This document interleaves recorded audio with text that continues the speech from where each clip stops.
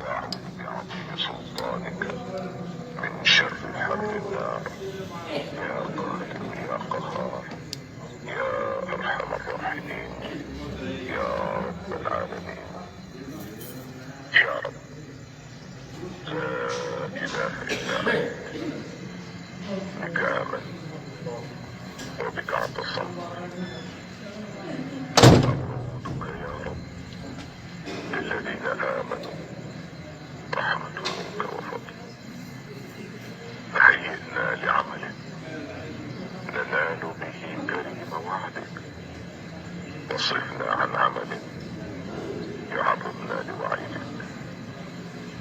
اللهم إنا نشهدك ونشهد ملائكتك وحملة عرشك أنك أنت الحي القيوم ونحن ميتون، وأننا يوم القيامة لمبعوثون. اللهم إنا نشهدك ونشهد ملائكتك وحملة عرشك أنك أنت الله الخالق البارئ المصور، والكل مخلوق بإرادتك، حي بقدرتك، ميت بمشيئتك. اللهم إنا نشهدك ونشهد ملائكتك وحملة عرشك أنك أنت الله الواحد الأحد الفرد الصمد، وأنك الغني عن الشريك والولد.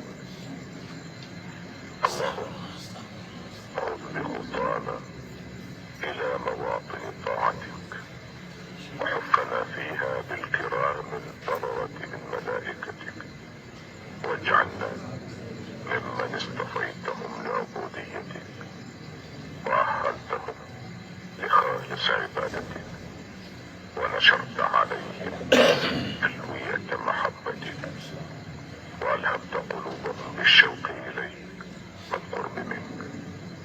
اللهم فزد من رضوانك حظنا، واجعل في واسع جناتك أملنا.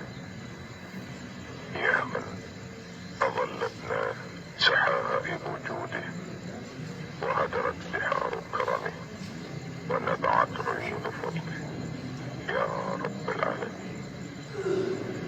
اللهم إني أسألك أن ترطب قلبي بحمدك، وأن تعطر لساني بذكرك، وأن تملأ وجداني بشكرك، وأن تشغلني بخشيتك في كل مقام، وأن تفرغني لتقواك على الدوام.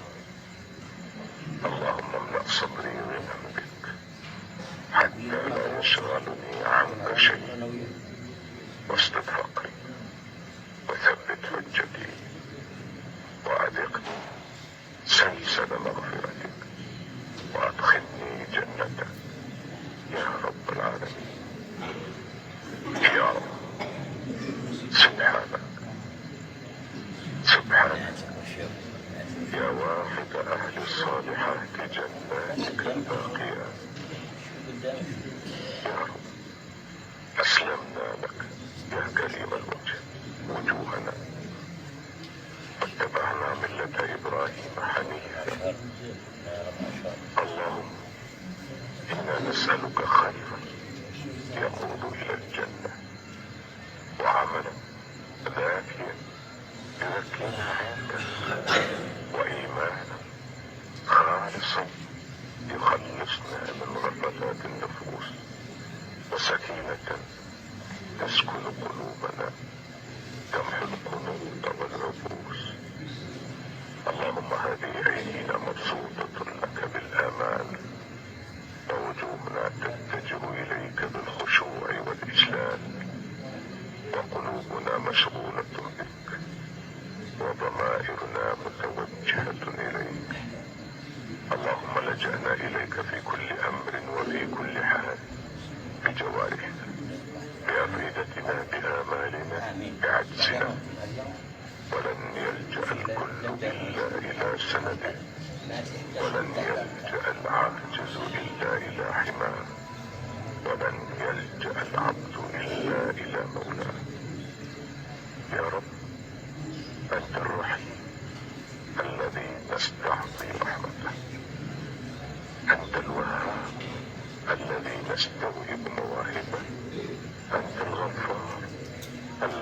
ونستمطر مغفرته. فتفضل علينا يا الله بما أنت أهله يا متفضلا بغير حساب. اللهم إني بادرت إلى زلاتي أغسلها بصادق التوبة حتى تتوب علي يا الله. يا رب كم أسأت بالليل وكم أسأت بالنهار، فأعلم يا مولا أنك تبسط يدك بالليل ليتوب مسيء النهار، وتبسط يدك بالنهار ليتوب مسيء الليل.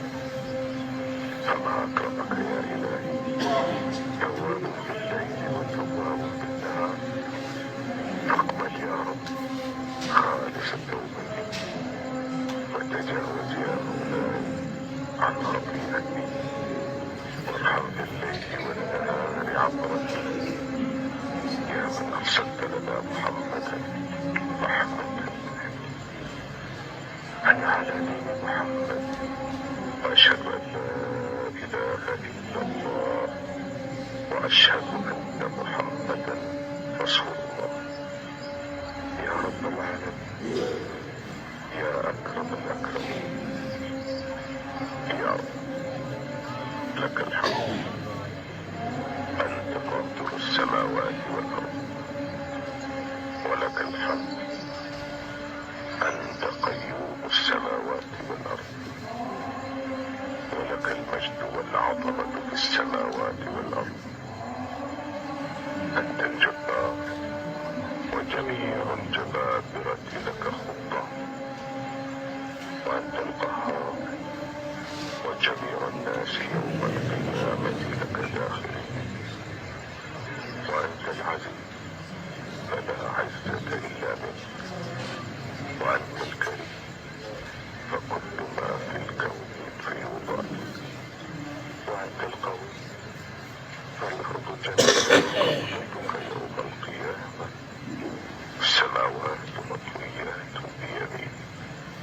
وأنت القادر، فلا شيء في الأرض ولا في السماء يعجزك.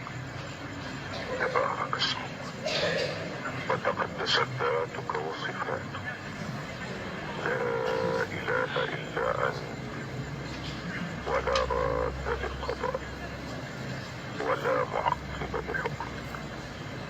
أنت يا إلهي خلقتنا ورزقتنا، وأنت يا إلهي قسمت بيننا معيشتنا، وجعلت منا فقيرا وغنيا وسعيدا في الآخرة وشقيا وذليلا وسخرا وعزيزا. وامتحنت أغنياءك بفقرائك، وأقوياءك بضعفائك، والحاكمين من عبادك بالمحكومين، والقادرين منهم بالعاجزين. وجعلت للجميع يوما مشهودا، وحسابا موعودا، وميزانا توزن به أعمالهم، وقدما رصدت فيها حسناتهم وسيئاتهم.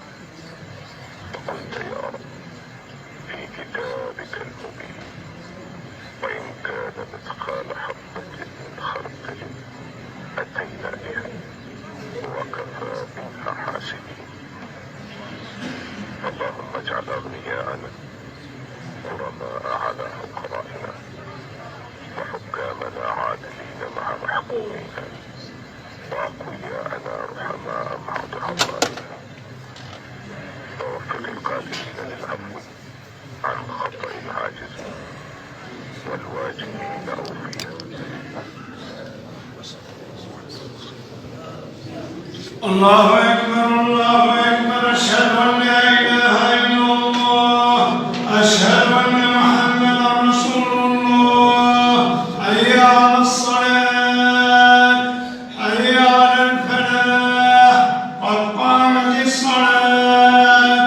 الله أكبر، الله أكبر. لا إله إلا الله.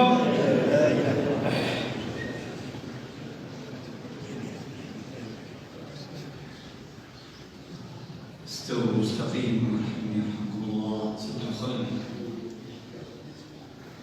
الله أكبر. الحمد لله رب العالمين الرحمن الرحيم مالك يوم الدين إياك نعبد وإياك نستعين اهدنا الصراط المستقيم صراط الذين أنعمت عليهم غير المغضوب عليهم ولا الضالين.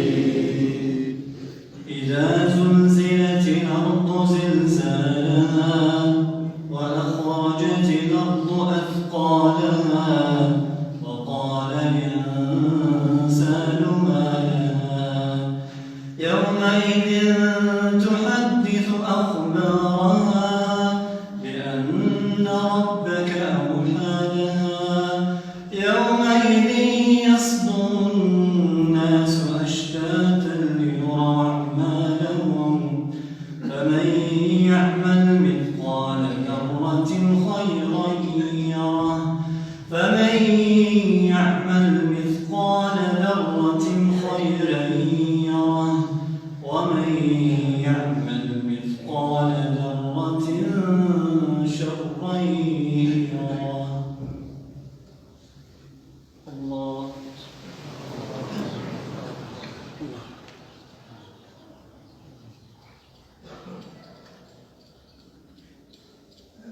سمع الله لمن حمده. الله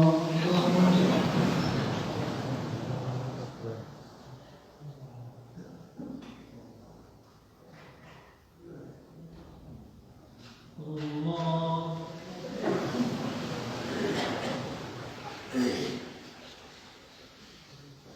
الله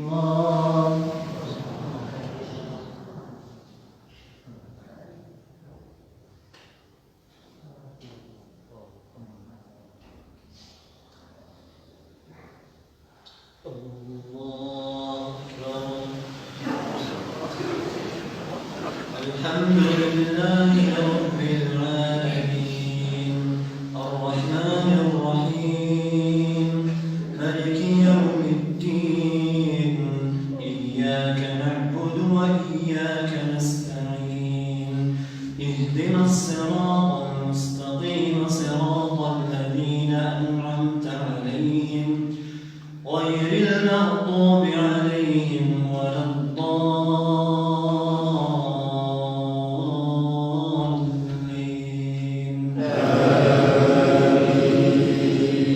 إذا جاء نصر الله والفتح ورأيت الناس يدخلون في دين الله أفواجا فسبح بحمد ربك واستغفره إنه كان توابا. الله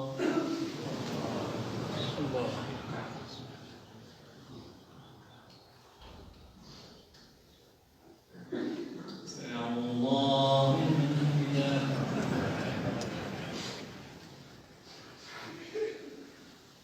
الله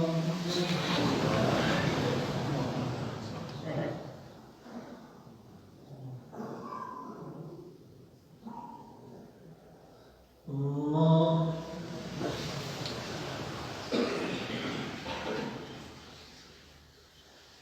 الله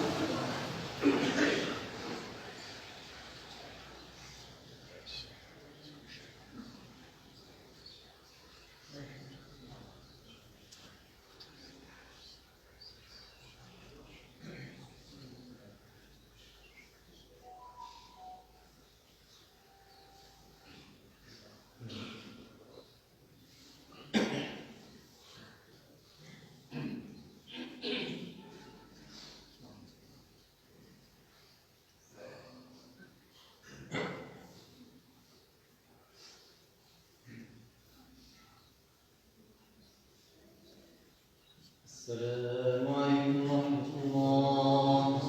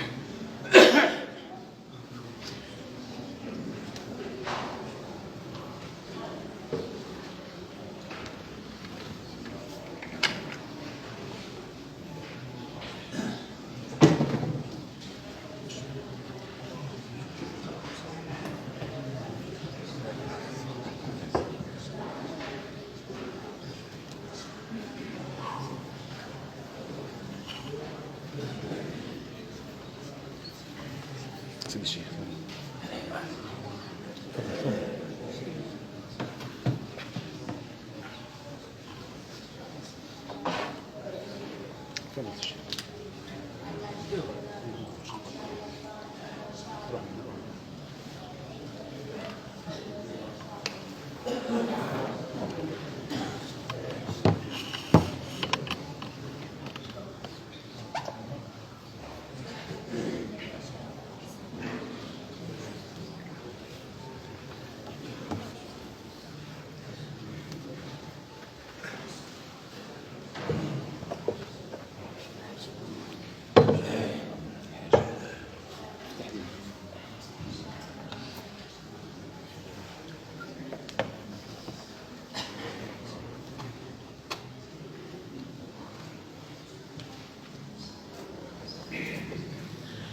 إن الله وملائكته يصلون على النبي يا أيها الذين آمنوا صلوا عليه وسلموا تسليما صلاة وسلاما عليك سيدي يا رسول الله.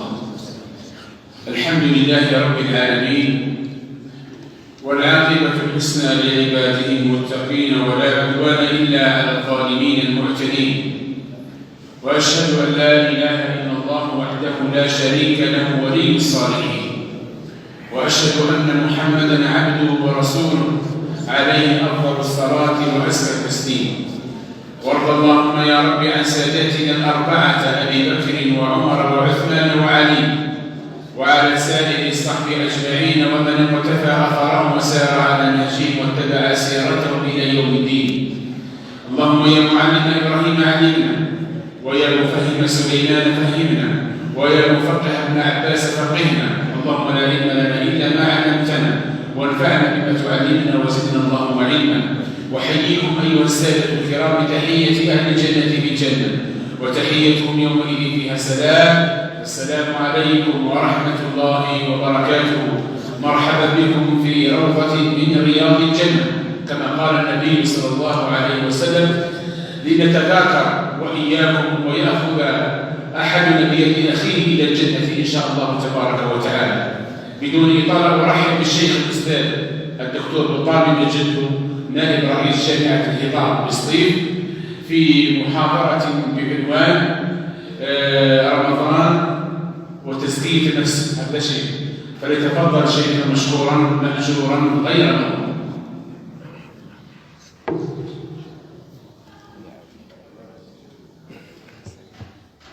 أعوذ بالله السميع العليم من الشيطان الرجيم. إن الحمد لله نحمده تعالى ونستعينه ونسترشده ونستهديه ونتوب إليه. نعوذ بالله من شرور أنفسنا ومن سيئات أعمالنا. من يهده الله فلا مضل له ومن يضلل فلا هادي له. أشهد أن لا إله إلا الله وحده لا شريك له، له الملك وله الحمد وهو على كل شيء قدير. وصلي وسلم على من تركنا على المحجة البيضاء ليلها كنهارها لا يزيغ عنها إلا هالك والعياذ بالله. فاللهم صل وسلم عليه وعلى آله وصحابته أجمعين وعلى أبيته الطيبين الأكرمين ثم أما بعد أحباب رسول الله، السلام عليكم ورحمة الله تعالى وبركاته. طبتم وطاب ممشاكم وتبوأتم من الجنة مقعدا. نسأله تعالى أن يجعل هذا المجلس مجلسا مرحوما، نسأله تعالى أن يذكرنا في من عنده، نسأله تعالى أن تحفنا الملائكة وتغشانا السكينة والرحمة. اللهم علمنا ما ينفعنا وزدنا علما، اللهم علمنا ما ينفعنا وزدنا علما، اللهم اجعلنا من الذين يستمعون القول فيتبعون احسنه واجعلنا من الراشدين. بادئا البدء اشكر امام المسجد الشيخ العياشي معطاوي على هذه الدعوه الطيبه الكريمه، وعلى جهده المتميز في استضافة الأئمة والمشايخ لهذه الحلق، حلق العلم وحلق الذكر، فهي فرصة عظيمة كي نذكر أنفسنا نذكر إخواننا، وهي فرصة عظيمة أيضا كي نلتقي مرة أخرى، نلتقي أحبتنا، نلتقي هذه الوجوه الطيبة بعد غياب طويل بسبب هذه الجائحة، بسبب الوباء. نسأله تعالى أن يرفع عنا هذا الوباء وأن يرفع علينا هذا الأمراض. نسأله تعالى أن يرفع علينا الغلاء وأن يكرمنا وأن يرحمنا. نسأله تعالى أن يوفقنا لما فيه الخير. نسأله تعالى أن يجعل هذا البلد آمنا مطمئنا سخاء رخاء وسائر بلاد المسلمين. أيها الأحباب،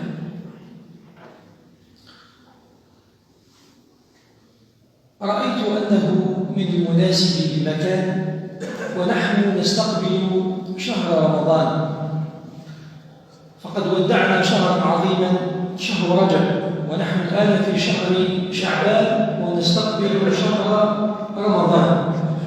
وقد ثبت عن السلف الصالح أنهم كانوا يستقبلون ويدعون الله سبحانه وتعالى أن يوفقهم إلى صيام رمضان، يعني قبل حلول رمضان ب6 أشهر، وكانوا يدعون الله سبحانه وتعالى أن يتقبل منهم الصيام بعد توديعهم رمضان ب6 أشهر. فهكذا هي سنة النبي وأثر السلف الصالح، ما أحوجنا أن نحيي هذه السنن ونحيي هذه المآثر. فنسأل الله تعالى أن يبارك لنا في رجب، وأن يبارك لنا في شعبان، وأن يبلغنا رمضان، لأن السعيد هو من يحسن استغلال وقته ويستثمر وقته ويعمر أيامه بالإيمان والعمل الصالح والعبادات والطاعات.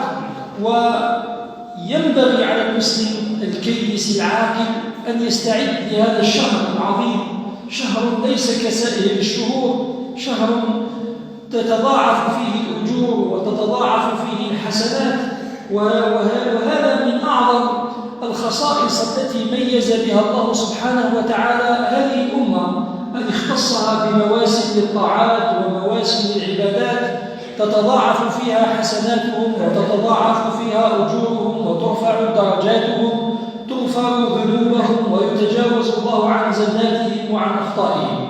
لذلك حري على المسلم أن يستعد جيدا لهذا الشهر بالعبادات والطاعات والعبادات والأعمال الصالحة، كي يأتي رمضان وينقضي رمضان وقد استفاد الإنسان من هذا الشهر العظيم الذي فرضه الله سبحانه وتعالى لعلة ولغاية عظيمة ولحكمة عظيمة، ألا وهو تزكية النفس والوصول إلى أعلى الدرجات وإلى أعلى المقامات، ألا وهو تقوى الله سبحانه وتعالى، مصداقا لقول الله تعالى: يا أيها الذين آمنوا كتب عليكم الصيام كما كتب على الذين من قبلكم لعلكم تتقون. أي العلة من فرضية الصيام هو الوصول إلى مقام المتقين، هذا المقام الذي إن وصلته غفرت لك ذنوبك وتجاوز الله عن خطيئاتك. ما أحوجك أيها الحبيب أن تلقى الله وقد تجاوز عنك، أن تلقى الله وقد غفر لك. إن تتقوا الله يجعل لكم فرقانا، ومن يتق الله يجعل له مخرجا ويرزقه من حيث لا يحتسب، ومن يتق الله نكفر عنه سيئاته ونعظم له أجرا. فالتقوى سبب لنيل درجة الولاية، أن تكون من أولياء الله سبحانه وتعالى. من منا لا يريد أن يكون ولي من أولياء الله الصالحين؟ قال تعالى: ألا إن أولياء الله لا خوف عليهم ولا هم يحزنون الذين آمنوا وكانوا يتقون. من منا لا يريد أن يكون من أحباء الله يحبه الله، إن الله يحب المتقين. من منا لا يريد أن ينال الجنة ويدخل الجنة، فالصوم من أعظم أسباب دخول الجنة. وقد جعل الله في الجنة بابا سماه باب الريان لا يدخله إلا الصائمون. قال الله تعالى: سارعوا إلى مغفرة من ربكم وجنة عرضها السماوات والأرض أعدت للمتقين، فيها ما لا عين رأت ولا أذن سمعت ولا خطر على بال بشر. فهذا شهر الجنة، شهر الصيام، شهر الجنة، شهر التوبة، شهر المغفرة، شهر الرحمة. لذلك ما أحوج المؤمن أن يستعد استعدادا جادا لهذا الشهر العظيم، ويتفرغ للعبادات والطاعات والأعمال الصالحة. لذلك النبي صلى الله عليه وسلم يخبرنا عن قيمة رمضان، فثبت في بعض الآثار أنه صلى الله عليه وسلم كان يصعد فوق منبره. سيدنا رسول الله كان عنده منبر، والمنبر تاعو فيه 3 درجات، فكلما صعد درجة كان يقول آمين. فلما فرغ من خطبته سأله الصحابة، قالوا: يا رسول الله، إنا كنا نسمعك تؤمن فوق كل درجة تصعدها، أنبئنا، خبرنا يا رسول الله، علاش كنت تقول آمين؟ لا تقول آمين، خبرنا. الصحابة كانوا يهتموا بكل الدقائق وبكل الحاجات اللي يسمعوها من النبي عليه الصلاة والسلام. قال: أما في الدرجة الأولى فقد جاءني جبريل وقال لي: يا محمد، رغم أنفه باللغة العربية بالدرجة طحت به. رغم أنفه إنسان رغم أنفه طحت به. احنا طحت به عندنا واحد يدير تجارة يخسر، واحد يدير كاش أفير ما ينجحش، واحد يدير كاش عفسة ما يربحش. الله قال هذا إنسان طحت به. لكن عند النبي عليه الصلاة والسلام طحت به تعني، قال: رغم أنف من سمع اسمي ولم يصلي عليه. فصلوا على رسول الله. إنسان يسمع النبي عليه الصلاة والسلام واسم النبي عليه الصلاة والسلام وما صلاش عليه، هذا يقول إنسان طحت به. إذا ما تخليش تحبي. لما نسمع النبي عليه الصلاة والسلام يقول صلى الله عليه وسلم، فأبخل الناس من سمع اسمي ولم يصلى عليه. قال: أما في الثانية فجاءني جبريل فقال لي: يا محمد، رغم أنفه أي طحت به. شكون هو؟ قال: من أدرك أبويه، اللي عاش مع والديه في زوج، باباه ويماه، أو أحدهما ولم يدخل الجنة، لأن الوالدين هما باب الجنة. فلما تفقد أحد الوالدين تغلق عليك باب الجنة. هنا طحت بك. لما يتغلقوا زوج بيبان نقولوا طحت بك صح. وهذا الإنسان شكون يتحس بهذا الشيء؟ الإنسان لما يفقد باباه ولا يفقد يماه ولا يفقدهم في زوج. إن شاء الله ربي يطول في أعمار والدينا، وإن شاء الله رب العالمين يوفقنا إلى أن ننال بره وننال طاعته ويوفقنا إلى الإحسان إليه. فهذه عبادة عظيمة وطاعة عظيمة، الإنسان يقصر فيها وخلاها هذا الإنسان طحت به. مهما على منزلك ومهما علت قيمتك ومهما كانت ثروتك ودرجتك العلمية ومكانتك الاجتماعية، إذا كنت مقصر في حق والديك نقول له بلي أنت إنسان طحت به. هذا نقول طحت به. شكون هو اللي طحت به الثالث؟ قال: من أدركه رمضان ولم يغفر له. اللي فات عليه رمضان ورب العالمين ما غفرلوش، هذا الإنسان نقول له طحت به. إذا لما الإنسان لا يستعد ولا يعد ولا يستقبل شهر رمضان استقبال اللائق والاستقبال اللي وصى عليه النبي عليه الصلاة والسلام واللي وصوا عليه الصحابة، كما كان يفعل النبي عليه الصلاة والسلام. كان يغتنم شهر شعبان بالطاعات والعبادات. وسئلت عائشة رضي الله عنها عن حال النبي صلى الله عليه وسلم في شعبان، قالت: كما ثبت في صحيح الإمام البخاري ومسلم قال: ما رأيت رسول الله صلى الله عليه وسلم أكثر صياما لأشهر السنة من صومه لشهر شعبان. هذا استعدادا لماذا؟ استعدادا لرمضان. فانتبهوا أيها الأحبة، هذا رسول الله صلى الله عليه وسلم غفر الله له ما تقدم من ذنبه وما تأخر، أعظم خلق الله وخير ولد آدم ولا فخر، أتقى خلق الله هو سيدنا رسول الله. لكن شوفوا حاله وهو يستعد إلى شهر رمضان. قال: كان شهر شعبان تقريبا يصوم كامل. هنا استعدادا لماذا؟ استعدادا لشهر الصيام لما هو أعظم. وكان يكثر من الطاعات وقيام الليل، يقوم الليل حتى تتفطر قدماه بالدم. كان يكثر من الصدقة والإنفاق والأعمال الصالحة. هذا استعدادا لشهر رمضان. وقد سأله زيد بن ثابت فيما رواه الإمام الترمذي والنسائي في سننهما، قال: سألت النبي عليه الصلاة والسلام عن هذا السر وهذه الأعمال، علاش يا رسول الله تقوم بهذه الأعمال في شهر شعبان؟ قال: ذلك شهر يغفل عنه الناس. ذلك شهر يغفل عنه الناس. وهذه الكلمة يغفل عنه الناس بمفهوم الحديث وكنقول لكم بعض الحاجات تقولوا هي صح شيء رانا غافلين. لا، لأنه الأصل أننا نستعد بالطاعات والعبادات. وشهر شعبان هو الشهر الإيجابي، رجب وجاء رمضان هو شهر تاع غفلة. كيف غفلة؟ كي نشوفوا الواقع تاعنا الآن، احنا ما نتهموش الناس كامل بلي راهم غافلين، لكن الواقع اليومي اللي نعيشوه نحس بلي كاينه غفله. مثلا لما نتابعوا البرامج تاع التلفزه والشاشات في العالم، في بلادنا، في كل البلدان، البلدان العربيه، تلقى ومضات إشهارية محتوى تاعها أنها تستعد لرمضان. قال لك هذا المسلسل راح يجي في رمضان، ويبداو يديروا في ومضات إشهارية لهذا المسلسل، سكتشات تاع رمضان، برامج في رمضان، من الصباح حتى العشية. هذا استعداد ولا مش استعداد؟ هذا استعداد بسبب رمضان. كي يشوفوا يعني هذا الاستعداد، يعني هذا استعداد، يعني استعداد يزيدنا في الإيمان ويقودنا إلى باب الله سبحانه وتعالى ويسوقنا إلى تقوى الله. يعني في السنوات الماضية، ليس يعني رمضان البعيد، شفنا في عز رمضان سكتشات خادشة للحياة. ولولا الشباب ما شاء الله متفقد في الفيسبوك وكذا، وكاين في هذا الوطن كاين ناس ما شاء الله يحبوا الوطن ويحبوا البلاد ويحبوا الدين، ادخلوا وقفوا مهازل فضائح في التلفزيون وين يديروا سكتشات تخرج الحياة وتحطم القيم تاع المجتمع، بالعكس تناقض حتى من العقيدة تاع الإنسان المسلم. باش تجيب إنسان عدل مباشر، تجيب امرأة وتجيب راجل وإنسان مسكين ما على بالوش وقاعدين يتمهزوا به ويضحكوا عليه، وهذا الشيء كامل تندار باسم رمضان، نديروا المزاح ونديروا الكسرة والضحك استعداد لرمضان واغتنام لفرصة شهر الفضيل. كارثة. أكوش هذا الغفلة ولا ماشي غفلة؟ هذه غفلة عظيمة. يعني احنا هذا واش خصنا؟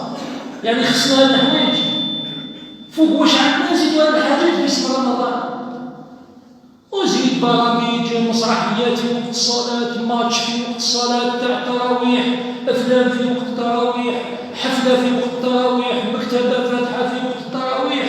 وقت الصلاة لحقنا الدرجة وين الناس هجرت المساجد في رمضان، في العشر الأواخر من رمضان هجروا المساجد، خليوا الشيخ يصلي وحده والله في مسجد من المساجد في العشر الأواخر.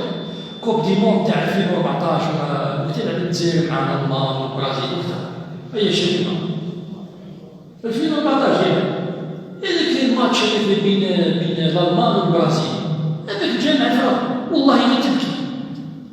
الشيوخ وراح مصريين يتفرجوا الماتش خلوه في العشر الأواخر والله الجامع الفرق كيما ما كانش. هنا واش تحس؟ هذه مش غفلة، هذه كارثة. باش تلحق الأمة في العشر الأواخر من رمضان فيها ليلة القدر خير من 1000 شهر، يخلوا الناس الشيخ الإمام يصلي في المسجد وحده والله يصلي إلى العشاء، درت الدرس كما هكذا المسجد معمر، الناس واقفة في البيبان، قلت أنا الله يبارك راه إقبال كبير على المسجد.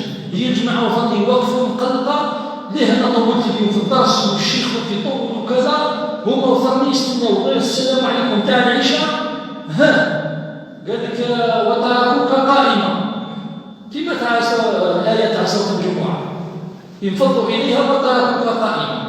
صح خلوا الأئمة خدموا في المساجد إلا ما رحم الله سبحانه وتعالى، فالمساجد في المدن الكبرى هجرت بسبب ماتش. شفتوا الأمة وين توصل؟ إذن هذا السبب وشنو هو؟ والغفلة. قال ذلك شهر يغفل عنه الناس. لماذا؟ لأننا لما نعظم هذه الشعائر هذه علامة تقوى. قال ذلك ومن يعظم شعائر الله فإنها من تقوى القلوب. والناس دير برنامج دوك ليه تدخل حتى العشر الأواخر تاع رمضان وتديك الحاجة والله يديك المدير ولا تديك العجوزة ولا تديك المطر وتروح تدار وتسيدار ماليزيا في العشر الأواخر قاعد يصور ويشري في القش. سبحان الله. كيف انت عام كومبلي ما شريتش القش تخلي حتى العشر الأواخر تاع رمضان تروح تدور في روتسياك باه التطرية العشر الأواخر تاع رمضان. المساجد فارغة والأسواق معمرة في العشر الأواخر تاع رمضان. اللي غفلة كبيرة واللي طامة كبيرة اللي يحمد هكذا. الناس تغتنم الأجر توجد وتستعد. وساعات على بالك يجي واحد تلقى بعض الناس عام كومبلي قاعد لحق رمضان واش دار؟ هو عنده يسكن عنده قطع يعني طاج لحق رمضان فتحت له يدير الطلب في رمضان وتلقاه معمر الطريق جاب الكفراج الكفرور هذا رمضان هذا سيما هذا فراي واش تحوس ندير الدار يخلى دار الشرواه دار في رمضان يخلى مكشف نخلة مكشف ما عندكش وين تسكن. يا رمضان تاع عباده تاع طاعه لا جاتو في رمضان باش يعدي بالوقت. عندنا كلمه هي نضيعوا الوقت هي نعذبوا الوقت هي نعذبوا رمضان. انت تعذب رمضان انت رمضان يعذب فيك انتم زي على نفسه. يعني الانسان في شهر شعبان الان نظم وقته يقضي شغالاته اللي عنده دار يكملها اللي عنده عزله يجيبها اللي عنده خدمه يقضيها اللي عنده كوارت في سبيل يروح يقضيهم اللي عنده كارت شفا ميته يروح يخدمها اللي عنده بيرمينات يروح يخدمه يروح يوجد روحه الان يخدم هذه الشغالات ماشي نخليهم انا رمضان نبدا نهار الاول ندير فيها كذا نهار الثاني ندير فيه كذا نهار الثالث ندير فيه كذا يديروا برنامج تاع شهر كما قال الاخر لا واحد الشاعر في قال لا أضيعنه في أسفاري. يعني دار السفر سبب باش يفطر ياكل رمضان خلى احتاج رمضان وبدا طريق من قال المسافر ما يصومش قال أتلفنه من أسفاري. فالإنسان الذكي الإنسان العاقل الإنسان الكيس يغتنم الفرصة تاع شعبان باش يحضر نفسه إلى هذا الشهر العظيم اللي فعلا ربي يغفر به الذنوب. لذلك قال رغم أنف من أدركه رمضان ولم يغفر له. إذا رب العالمين باش يغفر في رمضان لازم تصوم الصيام الحقيقي الصيام الفعلي اللي شرعه رب العالمين. لذلك أيها الأحباب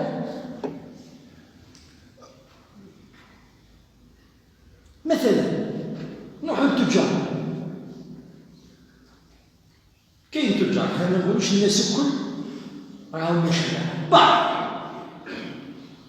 هذا مع المسلسلات والتلفزيون وما يعدونه استعداد الشهر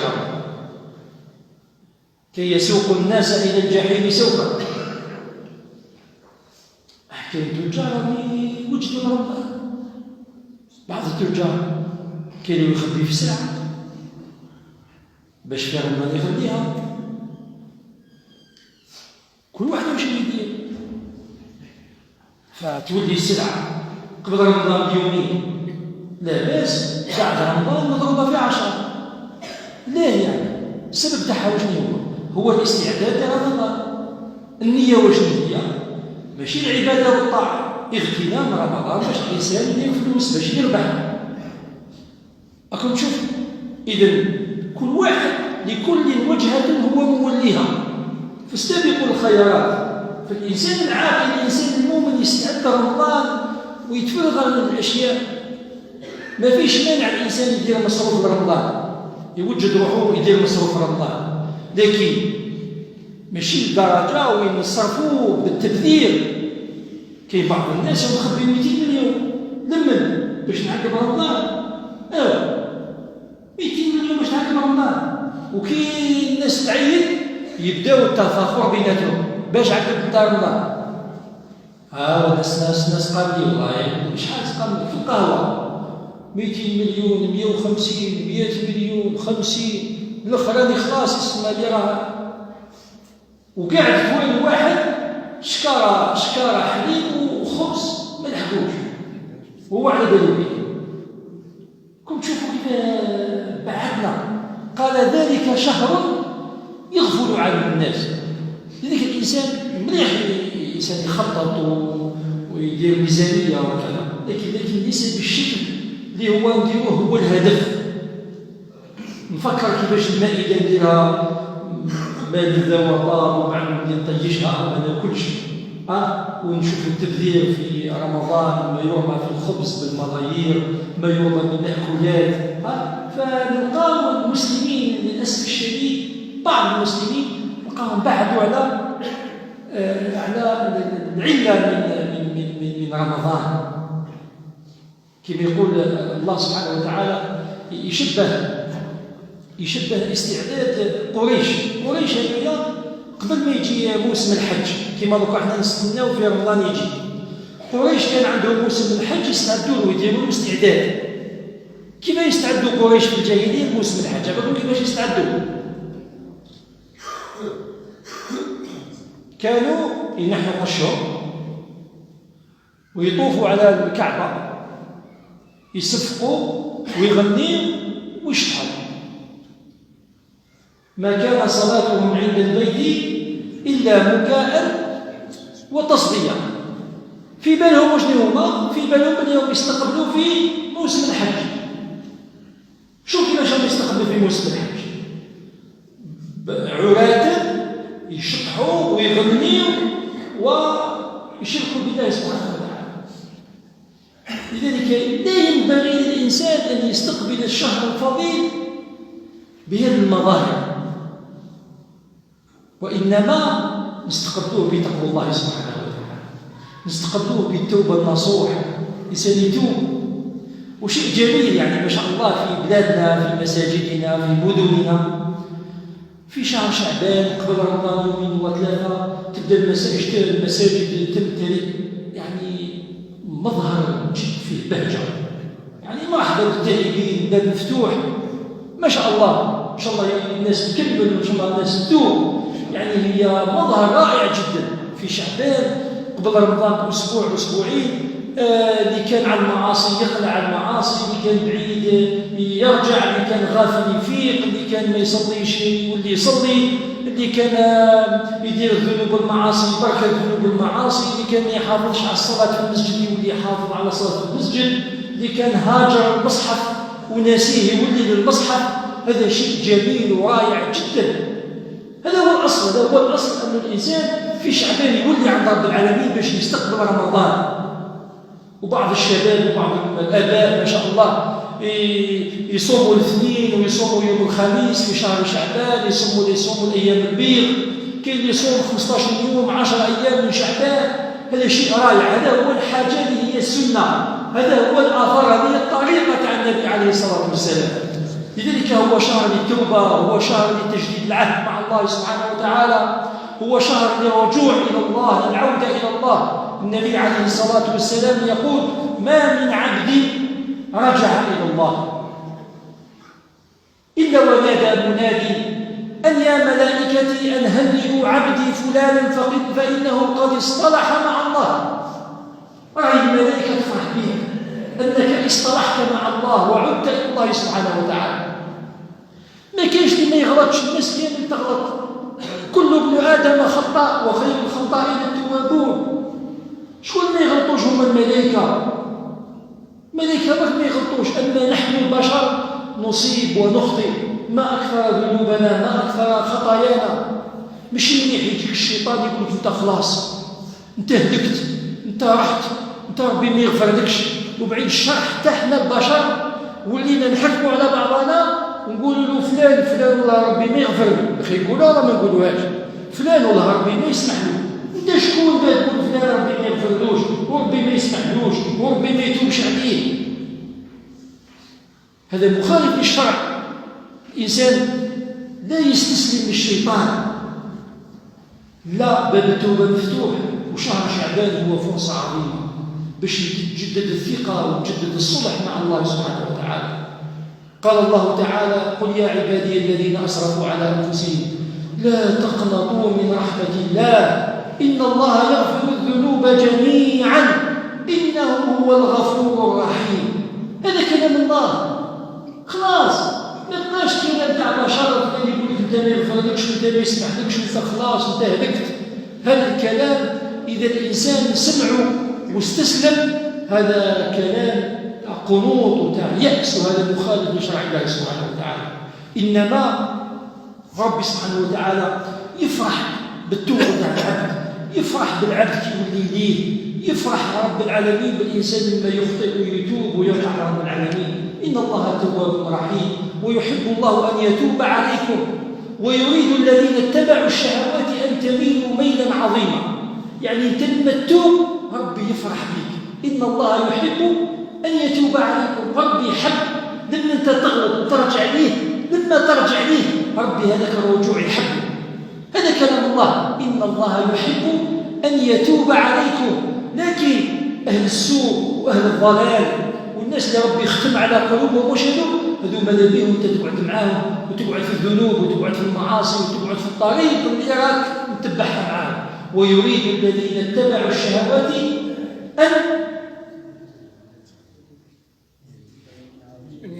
أن يميلوا إلى عظيم يقعد معاهم.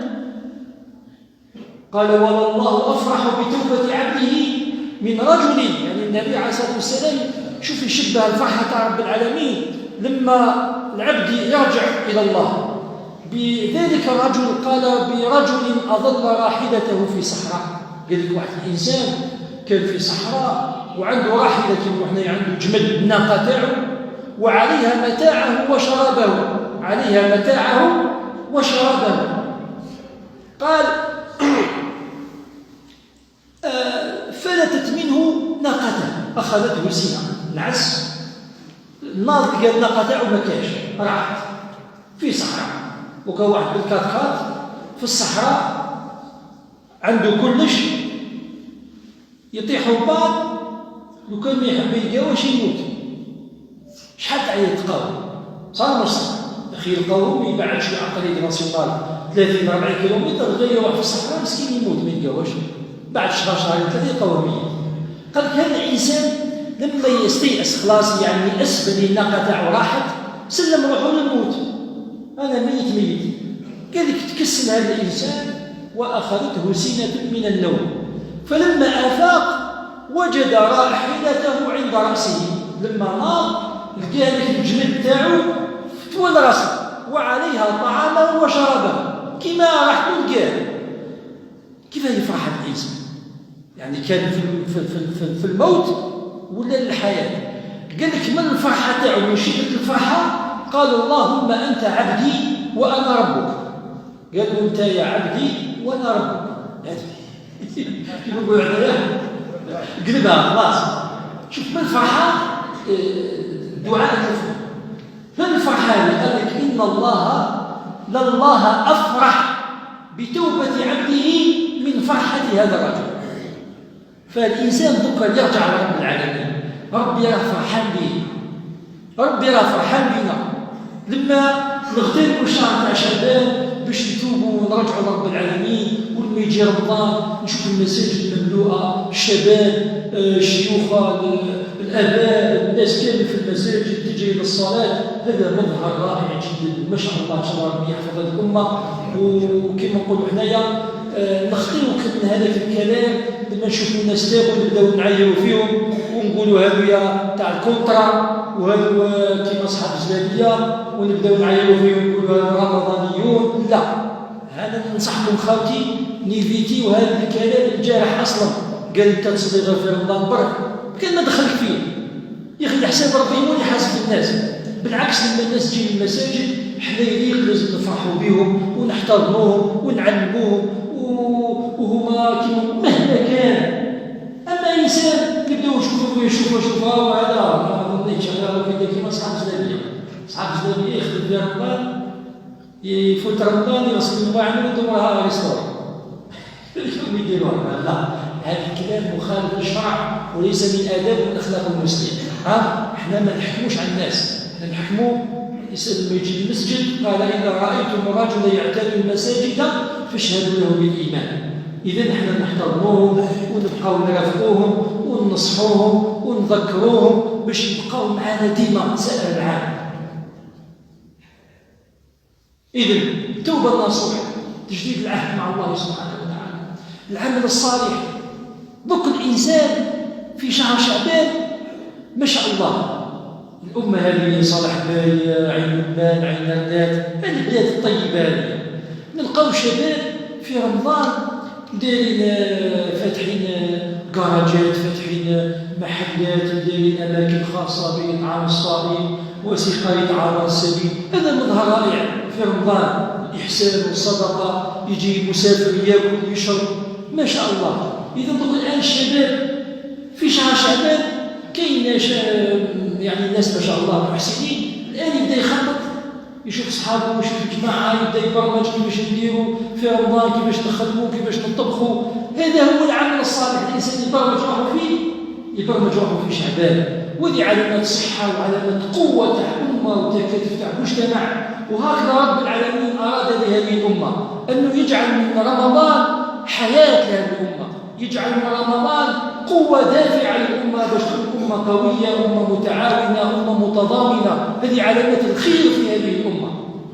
هكذا نستعد إلى رمضان، نستعد بالأعمال الصالحة. لأن الأعمال الصالحة أيها الأحباب، العمل الصالح عمر الإنسان هو عمله. تعيش 60 سنة رب العالمين ينفذ 60 سنة يحطها في الميزان. لا حسب، لا نسب، لا جاه، لا مال، لا سلطان، لا كذا، لا يحزنون. لما الإنسان لما يموت يحطوا فوق القبر تاعو فلان ابن فلان ولد يوم كذا توفي يوم كذا، لا صفة ولا هم يحزنون. أنت عمل صالح. قال الله تعالى والعصر إن الإنسان لفي خسر، يعني كل الناس خاسرون إلا الذين آمنوا وعملوا الصالحات وتواصوا بالحق وتواصوا بالصبر. فالله سبحانه وتعالى خلقنا ليسعدنا، خلقنا ليدخلنا جنة عرضها السماوات والأرض أعدت للمتقين. أسباب سعادة الإنسان في هذه الدنيا، من أعظم أسباب سعادة الإنسان في الدنيا بعد الإيمان بالله العمل الصالح. الحمد لله احنا كامل مؤمنين، لكن علامة إيمانك برهان بل أنت إنسان مؤمن هو ما وقر في القلب وصدقه العمل. لذلك من أعظم المعاني اقترانا بالإيمان بالله العمل الصالح. في كل القرآن الكريم كل الآيات ومعظم الآيات لما ربي يذكر الإيمان ويتحدث عن الإيمان يتحدث على العمل الصالح. إن الذين آمنوا وعملوا الصالحات. إذا حبيت أيها الإنسان تعيش سعيد في الدنيا هذه، تحقق المعنى تاع الوجود تاعك، اعمل صالح، سوف تذوق سعادة الحياة، سوف تذوق حلاوة الدنيا وحلاوة الآخرة. قال الله تعالى إن الذين آمنوا وعملوا الصالحات من عمل صالحا من ذكر أو أنثى وهو مؤمن فلنحيينه حياة طيبة. فالإيمان بالله والعمل الصالح هو أساس الحياة الطيبة، هو أساس الحياة السعيدة. العمل الصالح هو أساس الفلاح. قال وافعلوا الخير لعلكم تفلحون، افعلوا الخير لعلكم تفلحون. لذلك ما أحوج الإنسان أن يستقبل رمضان يستقبله بالطاعات والعبادات والأعمال الصالحة، يفكر وش يدير من أعمال صالحة، من صلاة وصيام وصدقات وإنفاق وإحسان إلى الناس. والعمل الصالح والأحباب ليس مقصور في الصلاة والصيام، لكن كل عمل يقوم به الإنسان فيه أجر هو عمل صالح.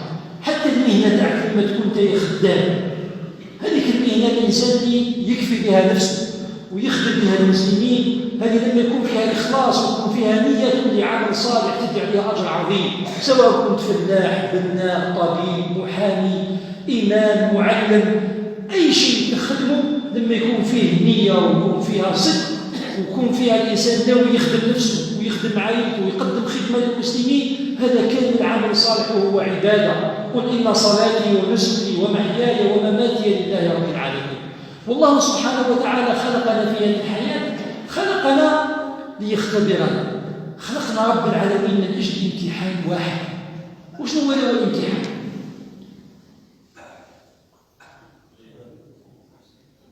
الإنسان يقرأ في الجامعة ولا يقرأ في الليسي، آخر السنة وش النجاح، امتحان، باه ينجح في الامتحان. وكان ما كانش في المدرسة امتحان، نقراو ما كانش امتحان، ما كانش فرق نجيب مشترك كاسول جيد ممتاز، نقراو 3 سنين تاع الليسي باش واحد يجيب الباك، صح، يتوج بالباك. رب العالمين خلقنا في الدنيا لأجل امتحان، اختبارنا في ماذا؟ في العمل. العمل فيه زوج وجوه، عمل حسن وعمل سيء، ما كانش حاجة في الوسط. العمل يا سيء يا صالح يا طالح، يا حسن يا سيء.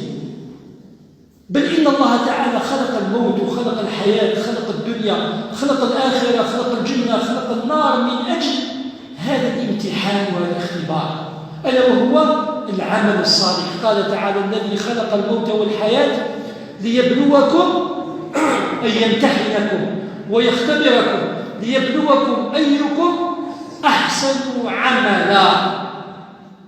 إذن أيها الحبيب، أيها المؤمن، أنت الآن في امتحان، أنت الآن في امتحان، يا إما تكون محسن يا إما تكون مسيء. قال النبي صلى الله عليه وسلم في حديث قدسي: قل يا عبادي إنما هي أعمالكم. رب العالمين وش يدير؟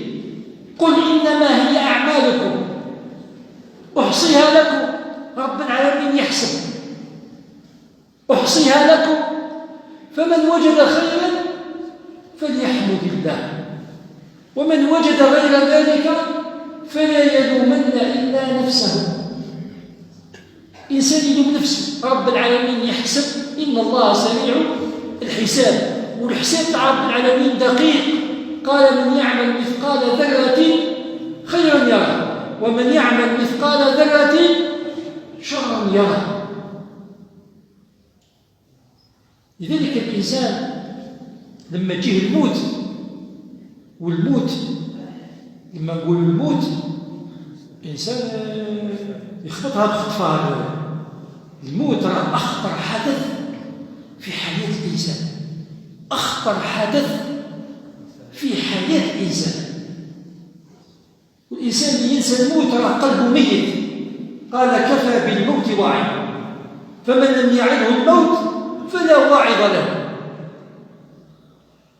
لكن الغفلة راهي مدمرة، ومن مظاهر الغفلة لما نروحوا للمقابر في الجنازة، وهي عجبة، تدي جارك تدفنه، والله صاحبك، والله إنسان تعرفه وتروح للجبانة، الحق بين الحال وين الناس ماشي تتكلم برا، الناس دير الحرام في المقبرة، الناس الغيبة والنميمة. الغيبة والنميمة فوق القبر.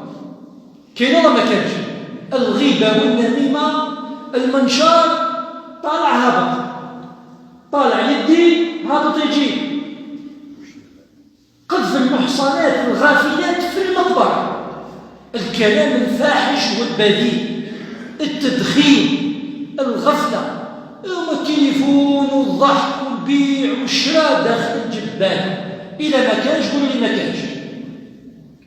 كاين الحاجة والله راه شيء يدمي القلب. واه بنادم مات، جار مات، ندوه ندفنوه، اللحوم تطلع تحت التراب، الناس تبكي والناس تدير في الذنوب أمام القبر.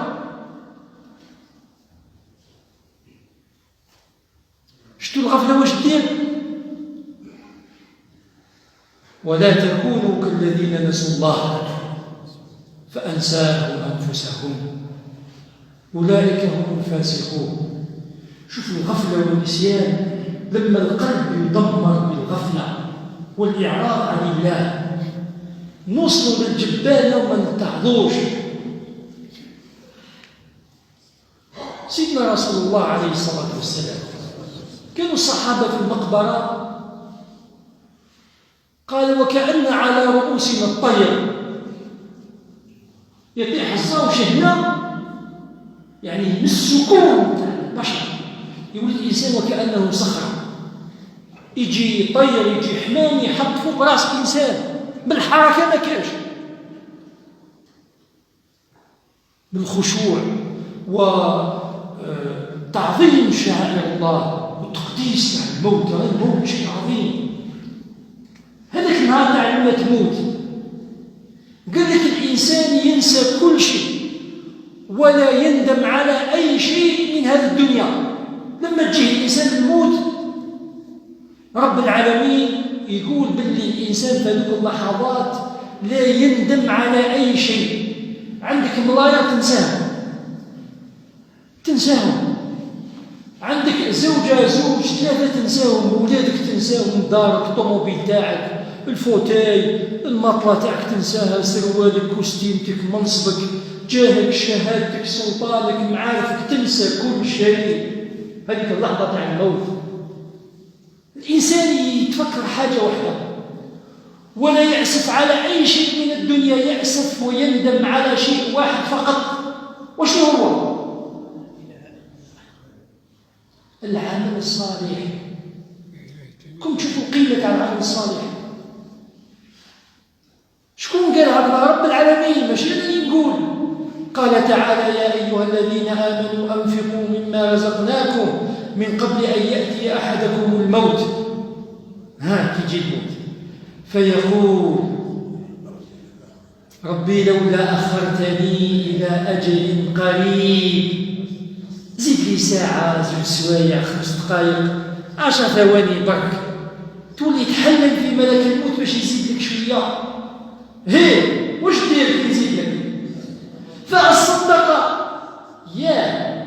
وأكن من الصالحين تولي من الصالحين برك، تولي تصدق برك الحال وتولي من الصالحين. شتو الأمنية تاع الإنسان لما يجيه الموت؟ يتمنى يولي يتصدق.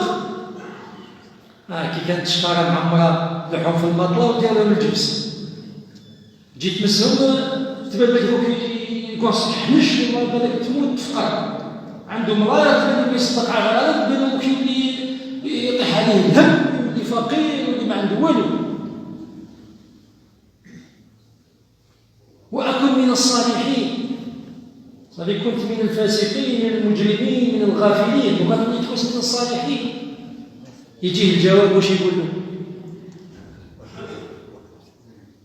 وما كان الله ليؤخر نفسا، هذا قانون رباني، إذا قضى الله أمر خلاص انتهى مالك، انتهى هواؤك، انتهى طعامك، انتهت لحظات عمرك، خلاص الحق الأجل لا يفيد الندم.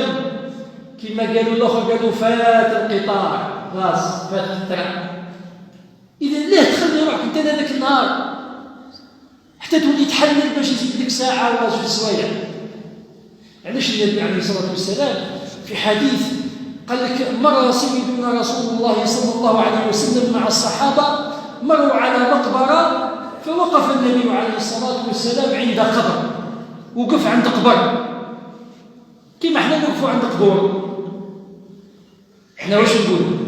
شتو واش خلا مسكين.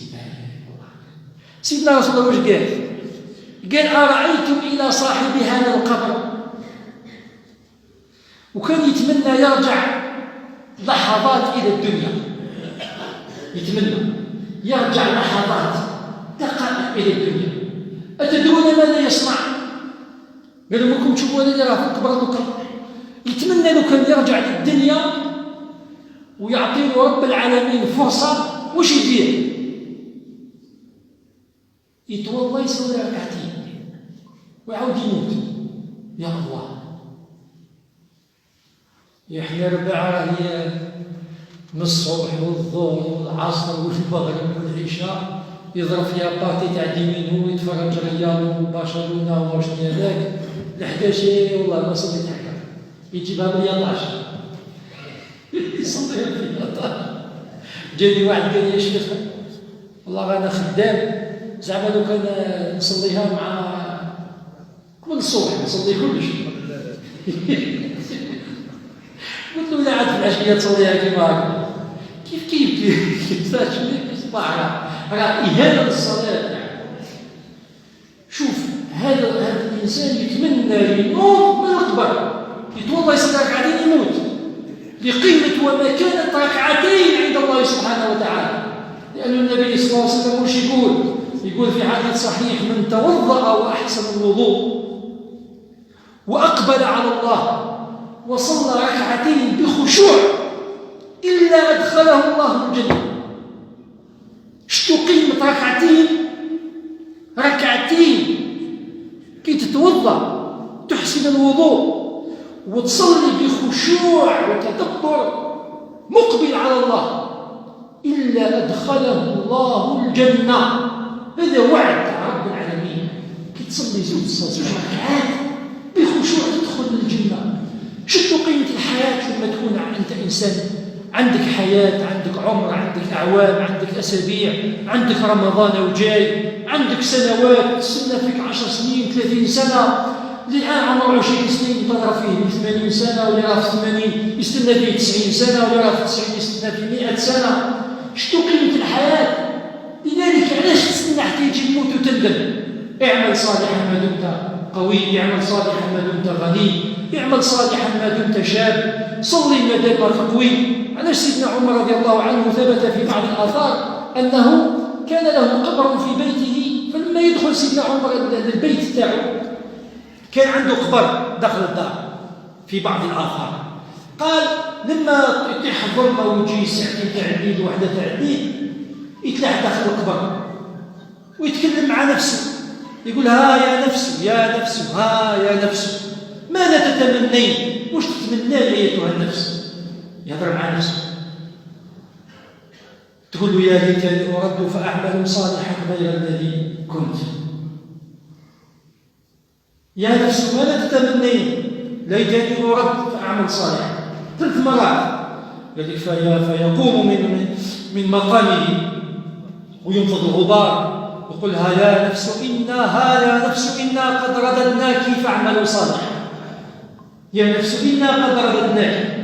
لذلك الإنسان يحمد ربي لما يرقد وغدوة الصباح ينوض يلقى كل شرطات، الكلية تخدم والكبدة تخدم والعين والوذنين واللسان ليستوما الدورة الدموية لاباس، الرجلين يكنوا الملاح، قول فرانات الملاح، كلش بيان يدور، يأذن تروح تصلي العصر المغرب العشاء، تدير الخير كذا وطيب جا رمضان تصوم. هذه نعمة عظيمة. إذن لذلك يذكر أهل العلم، سمعت أحد العلماء يقول، الشيخ النابلسي حفظه الله يقول: كان لنا عالم في دمشق قال كان يأخذ الناس في صلاة العيد، في صلاة العيد لما يكمل صلاة العيد كان يأخذ معه المصلين. وين يديهم؟ يأخذهم إلى المستشفى ما يشوفوا المرضى، واحد رجله مكاش، واحد سرطان ربي يعافينا، واحد عينه مكاش، واحد الاستوما نحاوها له، واحد مسار مكاش، واحد وذنيه، واحد ولا ما يسمعش، واحد عنده الالم ما حدش يزيد عليه. قال لك لما يشوفوا المرضى باش يعرفوا قيمه الصحه، قيمه الصحه. قال لكم بعد وين يديهم الى السجن، شوفوا المحابسيه، باش يعرفوا قيمه الحريه. انت حر، ماكش متابع، تصلي في المسجد جماعه، ليبر، تقرا القران، دير الخير، ماكش في السيلونه. نعمه الحريه. وكان يديهم الى المقابر ديال الجبال ويشوفوا القبور باش يعرفوا قيمه الحياه. احيانا حاجات يوميه نشوفوها. لذلك النبي عليه الصلاه والسلام يقول: من لم تعظه الموت فلا واعظ له. لذلك ما احوج الانسان انه يدبر في نفسه، يوقف وقف التامل، وقف المحاسبه. هاو جاي رمضان، تعال ماذا اصنع؟ ان شاء الله ربي يبلغنا رمضان، ان شاء الله يا ربي يبلغنا رمضان. لانه شحال من واحد ماهوش راح كم من انسان يموت قبل رمضان بنهار، بيومين، بسمانه. اذا لما ربي يبلغك رمضان قول الحمد لله، الحمد لله. ان شاء الله ندعي رب العالمين يبلغنا رمضان ووفقنا الى صيامه وقيامه وعبادته سبحانه وتعالى. لذلك ايها الاحباب، قيمه الانسان كما يذكر الله سبحانه وتعالى في القران الكريم: قيمتك ايها الانسان ليس بمالك او جاهك او سلطانك، انما قيمه الانسان بعمله. قال: يوم لا ينفع مال ولا بنون الا من اتى الله بقلب سليم. فالإنسان يوضع يوم القيامة في كفة الميزان. كاين ميزان صراط، ميزان، الميزان له لسان، له كفتان، يوزن الحسنات ويوزن السيئات. فأما من ثقلت موازينه فهو في عيشة راضية. هو جاي رمضان، ثقلوا موازيننا نجدها عند الله سبحانه وتعالى. يوم لا ينفع مال ولا بنون. وذلك الميزان له لسان يقول: ربح فلان وخسر فلان. وذلك الميزان يوزن ماشي بالقناطر، والله يستشعر الذرة. الذرة هذه لا ترى بالعين المجرد. يعني الناس اللي قاريه فيزياء والكيمياء يعرفوا شنو هي الذرة. هذه الذرة لا ترى بعين المجرد. هذه الذرة رب العالمين يحسبها، وهذا الميزان يستشعر الذرة. لما تحط ذرة يوزنها، وتوضع الأعمال على الميزان. فالفائز الناجح المفلح هو من ثقلت موازينه. فأما من ثقلت موازينه فأولئك هم أصحاب الجنة، هم فيها خالدون. وأما الذين خفت موازينهم فأولئك أصحاب النار، هم فيها خالدون. نسأل الله سبحانه وتعالى أن يجعلنا من أهل الجنة. لذلك أيها الأحباب، ونحن نستقبل رمضان، ما أحوجنا أن نتواصى فيما بيننا، ونحن نستقبل شهر عظيم من أعظم المعاني والقيم التي ينبغي على الإنسان المسلم أن يتحلى بها في شهر الصيام: الصبر. أوصيكم بالصبر خيرا، إن الصبر من أعظم أركان النجاة. الله سبحانه وتعالى في القرآن الكريم في سورة العصر يحدثنا عن أركان النجاة الأربع، فذكر منها الصبر، فقال: إلا الذين آمنوا وعملوا الصالحات وتواصوا بالحق وتواصوا بالصبر. عبادة الصيام، عبادة الصلاة، كل الطاعات، كل العبادات تحتاج إلى صبر. فالصبر هو ملاك الأخلاق، وهو من امتاز به امتاز وصدرت منه كل الأخلاق الحميدة وكل الأخلاق الحسنة. قال الله تعالى: واستعينوا بالصبر والصلاة إن الله مع الصابرين. لما تصبر رب العالمين معك. الصوم يحتاج إلى صبر، الصلاة تحتاج إلى صبر، الزكاة تحتاج إلى صبر، الإنفاق في شهر رمضان يحتاج إلى صبر. لكن يؤسفنا لما نفقد هذه الصفة وهذه الخاصية، تروح منا هذوك السجايا وتروح منا هذوك الأخلاق الحسنة، ونوليو نفقدوا الأجر، ونوليو نتهاونوا في الصلاة ونتهاونوا في الصيام. فالنبي عليه الصلاة والسلام سئل قيل ما الإيمان؟ قال الإيمان الصبر، كما قال في عرفة في الحج، قال الحج عرفة.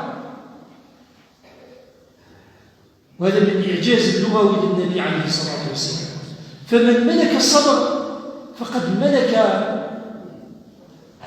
جماع الأخلاق كلها. لذلك النبي عليه الصلاة والسلام جاءه رجل قال يا رسول الله أوصني، قل لي في الإسلام قولا لا أسأل أحدا غيرك، أوصني يا رسول الله. قال لا تغضب. إذا لما ما نصبروش نولي نزعفوا، لما نزعفوا نوليو في الجهة الأخرى، نوليو نظلموا، نوليو نتعداو على الناس، نوليو نظلموا الناس ونقولوا أوصايا. وللأسف لما نفقدوا الصبر تظهر في المجتمع مظاهر سيئة جدا تسيء إلى المسلمين وتسيء إلى شهر الفضيل. يا عجب رمضان يكثر فيه القتل، كل زوج يجبد موس يقتل، ما نصبروش على بعض، ما نصبروش على الغيبة والنميمة، ما نصبروش على الصلاة. يعني إمام يصلي ونقول له باه صلى بنا شيخ بالك ينسى، بصح طول والله قصر، خفف والله لا طول، يشفع بها مليح. ما نصبروش. العبادة تحتاج إلى صبر. لذلك وصية الله سبحانه وتعالى لعباده المؤمنين التواصي بالحق والتواصي بالصبر. فمن ملك الصبر ملك كل شيء، ملك كل الأخلاق. كتمان السر يحتاج إلى صبر، سعة الصدر تحتاج إلى صبر. واحد باش يكون باله واسع ويصبر على الأذى لازم صبر. الحلم يعني واحد يجهل عليك وانت تعقب له كيما نقولوا، يحتاج إلى صبر. ضبط النفس يحتاج إلى صبر. قال إن كان أحدكم صائم فإن خاصمه أحد أو سابه أحد فليقل إني صائم. مش حاب يقول أصبر، أتفكر بلي راك صايم، أصبر أصبر أصبر. الصبر شي حاجة عظيمة. والله أحد الأصدقاء ما تلاقيتوش عامين، سنتين ما تلاقيتوش، تلاقيته في قهوة قلت له محمد وين كنت؟ قال لي واش نقول لك؟ قال لي والله راه كنت في الحبس. دخل مسكين الحبس، إنسان طيب، إنسان مصلي، أنايا كي قال لي كنت في السجن تبان لي كيف دخل السجن. قلت له كيف دخلت السجن؟ كيفاش جاوبني يا خوتي؟ ما قاليش عملت كذا عملت كذا، قال لي والله لو كان صبرت 10 ثواني برك، قال لي ما ندخل الحبس ما ندير مشكل لنفسي. قال لي صبرت، كان صبرت 10 ثواني برك. جا واحد طيح لي الكلام، قال لي معنى قال لي شجع تغمضوا عينيا، قال لي رفدت حاجه ضربته. المهم ضربه كما نقولوا حنايا صحيحه، دار لي سيرتيفيكات 10 يوم وثلاثه وضرب فيها حبس عام. صبر. لو كان دوكا نروحوا للسجن بالك 90% من الناس اللي راهم في الحبس هي حكايه صبر. صبر ما صبرش. واحد خدام شهر ما صبرش، شهرية قليلة ما صبرش، لا حيدو لا حيدو ما صبرش كذا ولا لا حيدو. كان صبر ما يدخلش للسجن. شحال واحد كان يسوق لاباس بيه ما صبرش، دار اكستريم فيتاس، دار خطأ كبير، دار السجن. كاين ولا ما كاينش؟ كان صبر ما يديرهاش. واحد مع جارو كلام يجيب الكلام، كان صبر ما يروحش لدار الشرع. يعني امرأة مع راجل مع مرته كان صبروا ما يطلقوش. وقضايا الصبر في رمضان كبيرة. واحد يصوم يجي للدار يلقى الشربة شوية مالحة ما يصبرش، يرفد هذيك البربيطة هذيك، هذه طيشها بالطاقة ودار مليح كاين يضرب بها المرأة. رفدها وضربها. كاين يقلب الطابلة، كاين يكسر الدار، كاين يفجر، كاين يسب، كاين يقول كلام ماشي مليح. صبر. في المسجد لازم نصبر على بعضنا. كون ما تصبرش طلعت مع اخوك المصلي، اذا لازم صبر. كل حاجات لازم لها صبر، خاصة في الشهر الفضيل. يعني رمضان يعلمنا الصبر، يعلمنا ضبط النفس. قال: وإن قاتله أحد أو سابه فليقل إني صائم إني صائم إني صائم. فرمضان من أعظم المعاني يتعلم الإنسان في رمضان. يصبر على الجوع، يصبر على العطش، يصبر على الشهوة تاعه، يصبر على كل شيء. فهو مدرسة للصبر، مدرسة للإخلاص. لذلك الله سبحانه وتعالى جعل للصابر أجر عظيم، جعل له ثواب جزيل. قال: واصبر إن الله مع الصابرين. ومن صبر قال الله سبحانه وتعالى: فمن عفا فإن بغير حساب. إنما يوفى الصابرون أجرهم بغير حساب. بارك الله فيك. إنما يوفى الصابرون أجرهم بغير حساب. يعني لما الإنسان يصبر رب العالمين يعطيه أجر عظيم ويعطيه ثواب جزيل. هذا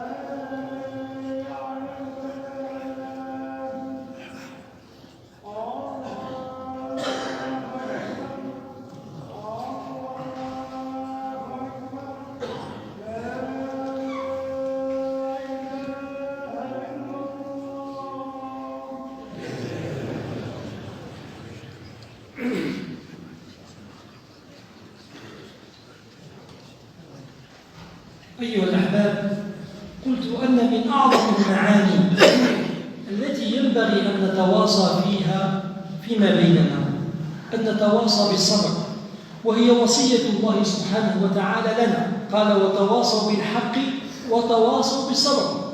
فأوصي نفسي وأوصي إخواني بالصبر.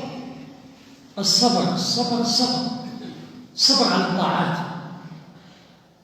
الصبر على المعصية، الصبر على قضاء الله وقدره. الذين إذا أصابتهم مصيبة قالوا إنا لله وإنا إليه راجعون، أولئك عليهم صلوات من ربهم ورحمة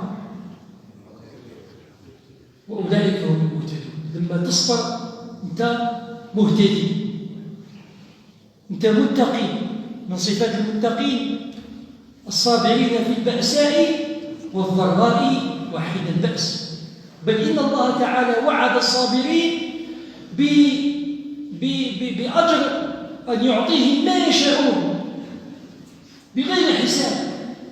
بل إن الله تعالى تحدث عن الصابرين ووعدهم بجنات النعيم، ووصفهم الله سبحانه وتعالى في مقام علي، في مقام جليل، في جنات الخلد، في جنات عدن. والملائكة يدخلون عليهم من كل باب. يعني الإنسان الصابر يتلقوه الملائكة في أبواب الجنة ويسلموا عليه. واش يقولوا له؟ يقولوا له أنت وصلت لهذا المقام، وصلت للجنة باب بالصبر. شتو الصبر وين يوصلك؟ يوصلك إلى الجنة، يوصلك أن الملائكة يسلموا عليك ويقولوا لك هاك في الجنة باب بالصبر. قال الله تعالى والذين صبروا ابتغاء وجه ربهم. انت صابر لوجه الله، تصلي وصابر لوجه الله. يعني الإنسان باش يجي يصلي الصبح في المسجد في الشتاء يتوضا بالماء البارد وأسنانه تصطك، ويجي من مكان بعيد لابس قشرية ولابس تقاشر والبرد، ويجي ويقاوم ويجي للمسجد يليق بالصبر. به الإنسان يخرج زكاة 200-300 مليون زكاة ولا مليار زكاة يمدها لواحد، لازم يصبر إركاز، لازم كوراج كبير باش تثبت نتيا شكارة تاع دراهم واحد. شكون يقدر لها؟ غير إركاز، غير واحد صبور ابتغاء وجه ربهم. باش انت تصوم نهار وانت جيعان لازم لك صبر، باش تخلي دارك وتخلي خدمتك وتخلي تجارتك وولادك وتروح تحج، تخلي بلادك وتطلع في الطياره وتروح وتلبس فوطه من فوق وفوطه من تحت. في السعوديه في مكه السخانه 55 درجه، الجوع العطش، لازم لك صبر. إذن الصبر هو الأساس وكل شيء، فمن ملك الصبر ملك كل شيء. قال الله تعالى والذين صبروا ابتغاء وجه ربهم وأقاموا الصلاة وأنفقوا مما رزقناهم سرا وعلانية ويدرؤون بالحسنة السيئة.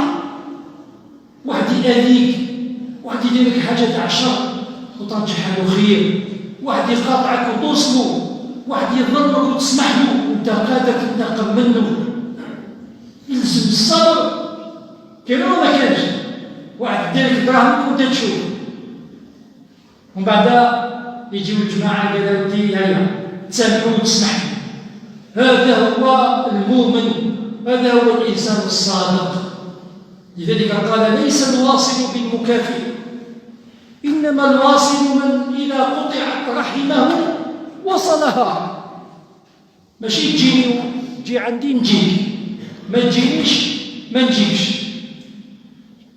اللي قطعك ما يجيكش، خالك عمك خوك، وانتايا تعفس على قلبك وتخلي هذاك القلب تعفسه، وذيك الهوى تاع الانتقام والانتصار والاعتزاز بالنفس تعفس على قلبك وتروح ليه تطقطق عليه.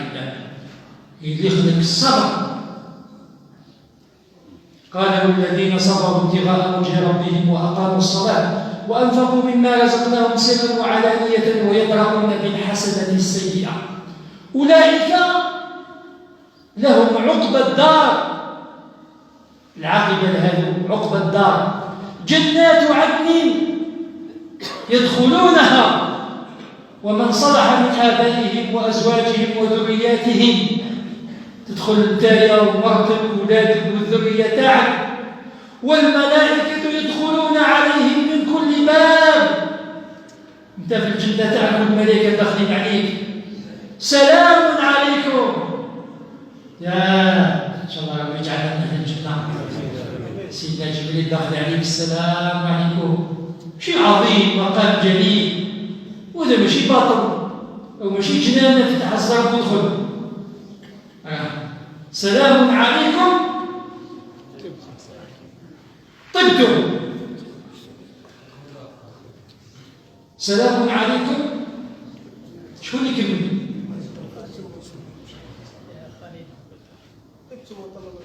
لا، سلام عليكم بما صبرتم فنعم عقبى الدار. إذن هذا المكان بهجات جزء الصبر يا خوتي. إذن ما أحوجنا أن نتواصل بالصبر. لذلك الله سبحانه وتعالى يوصي المؤمنين ويأمر المؤمنين ويحثهم على الصبر، فقال يا أيها الذين آمنوا اصبروا وصابروا ورابطوا واتقوا الله لعلكم تفلحون. باه تجلس هذا المجلس من المغرب للعشاء وتخلي قهوتك وتخلي تجارتك وتخلي عجوزتك وتخلي العشاء طايب سخون وتخلي الماتش قول وتخلي كاش سكاتش وكاش فيلم وتقعد بالمغرب حتى العشاء وتسمع سيد الشيخ ينقلك وشنو؟ الصبر. وتقعد على الطابي وكراج ولا دار الحال ها والقعده إذا الصبر. إذا ها وش الصبر وش يدير؟ لما الإنسان يكون عنده الصبر يولي إنسان محترم، يولي ما شاء الله يصدر إلى الخير. فنسأله تعالى أن يوفقنا وأن يعيننا. سيدي عياش كده خلاص. إذن نشكر الشيخ على الدعوة الطيبة، وإن شاء الله نتلاقاو في فرصة أخرى. السلام عليكم ورحمة الله.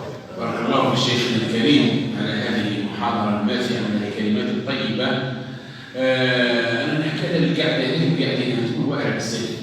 أنا كنت قاعد هاي ونسمع للشيخ ما قدرتش نسمع الرحمن المجيد لأن هكذا مصابرين ما شاء الله وشرفكم في ميزان الحسنات. شيخنا الفاضل تحدثت على واحد الموضوع تاع تزكية النفس، ولكن لم تصل فيه وسعة قضية الصبر على الأرحام.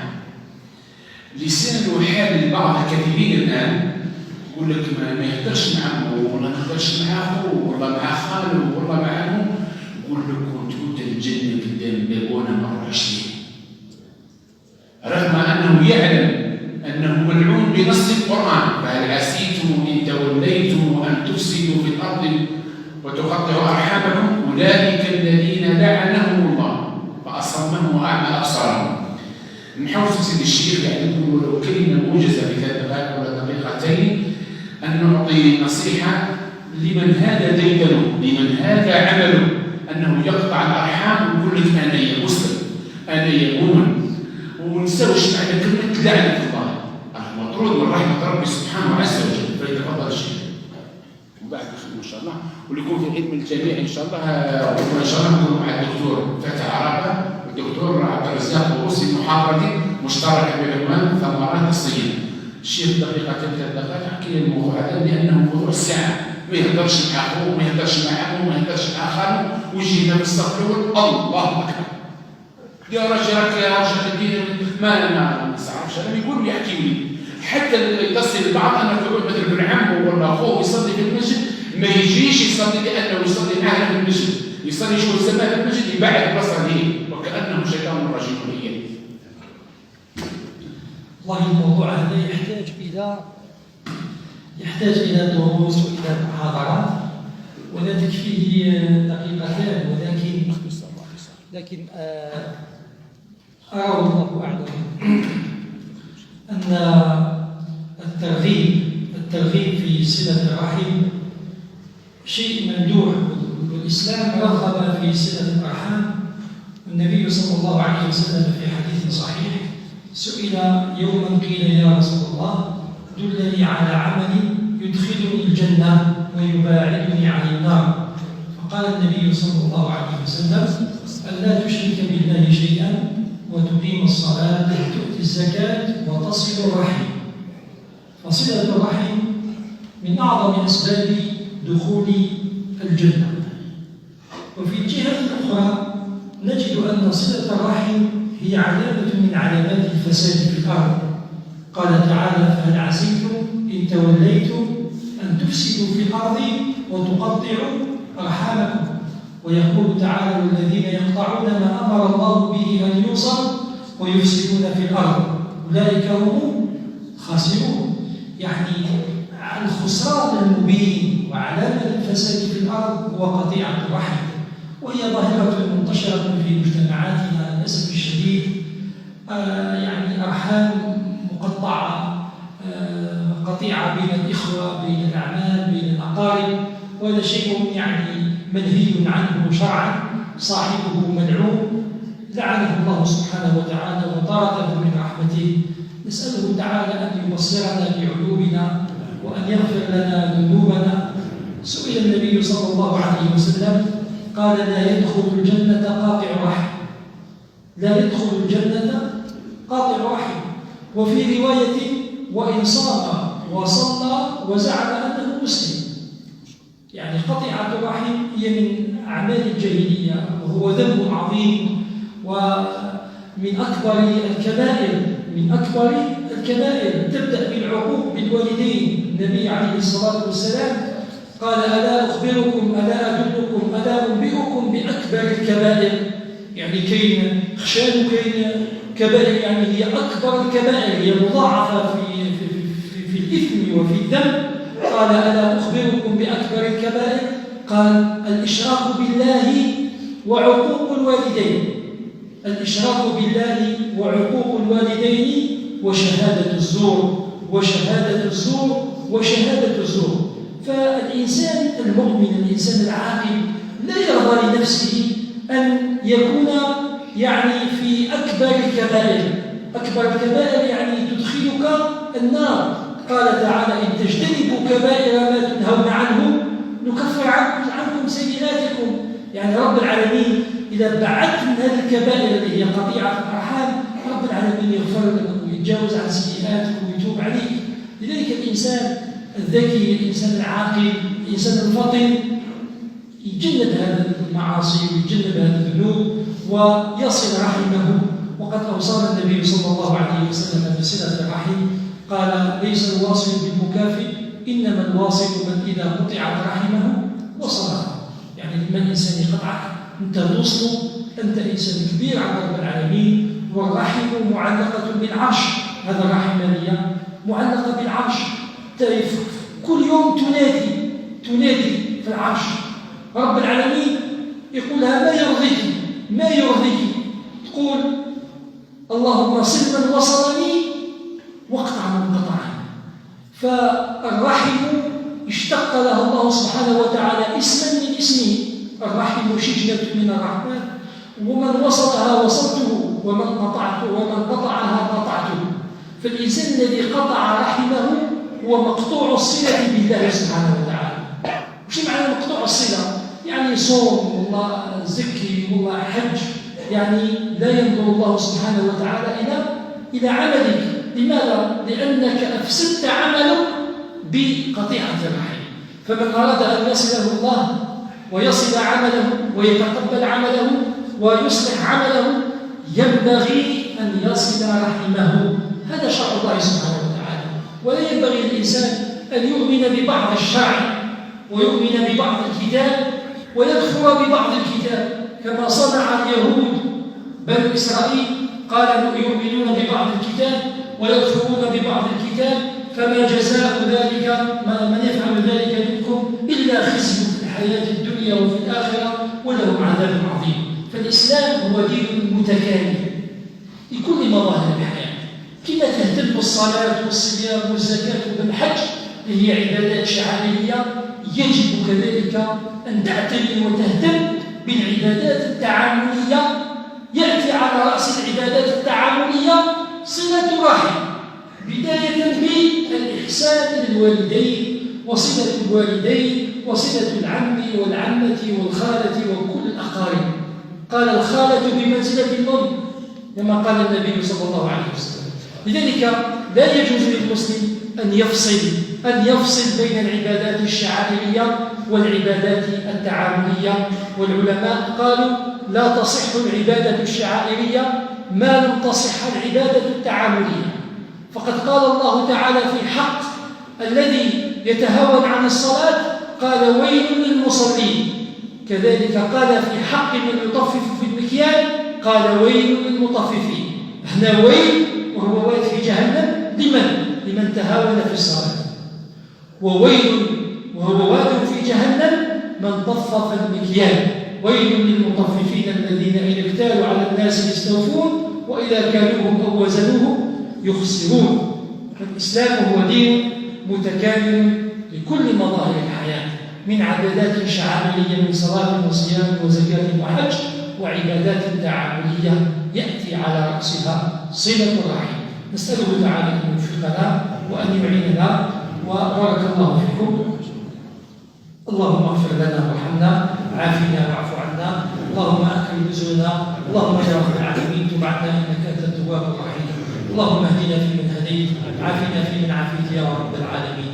اللهم بارك لنا في رجب، وبارك لنا في شعبان، وبلغنا رمضان يا رب العالمين. اللهم بلغنا رمضان، اللهم بلغنا رمضان. اللهم أصلحنا وأصلح أولادنا وأصلح أزواجنا وأصلح أبناءنا يا رب العالمين. اللهم اجعل بلادنا وبلاد المسلمين بلاد الجزائر اللهم اجعلها آمنة مطمئنة سخاء رخاء وسائر بلاد المسلمين. اللهم باعد عنا الفتن ما ظهر منها وما بطن. اللهم ارفع عنا الوباء والبلاء والغلاء يا رب العالمين. اللهم اجعل هذا المجلس مجلسا مرحوما يا رب العالمين. اللهم لا تدع في مقامنا هذا ذنبا الا غفرته، ولا مريضا الا شفيته، ولا ضالا الا هديته يا رب العالمين. اللهم تب عنا انك انت التواب الرحيم يا رب العالمين. اللهم اغفر لنا وارحمنا، اللهم ادخلنا الجنه، اللهم ادخلنا الجنه، اللهم ادخلنا الجنه يا رب العالمين. اللهم صل وسلم على سيدنا محمد وعلى ال سيدنا محمد كما صليت وسلمت على سيدنا ابراهيم وال ابراهيم في العالمين انك حميد مجيد. سبحانك اللهم وبحمدك اشهد ان لا اله الا انت استغفرك واتوب اليك. السلام عليكم ورحمه الله.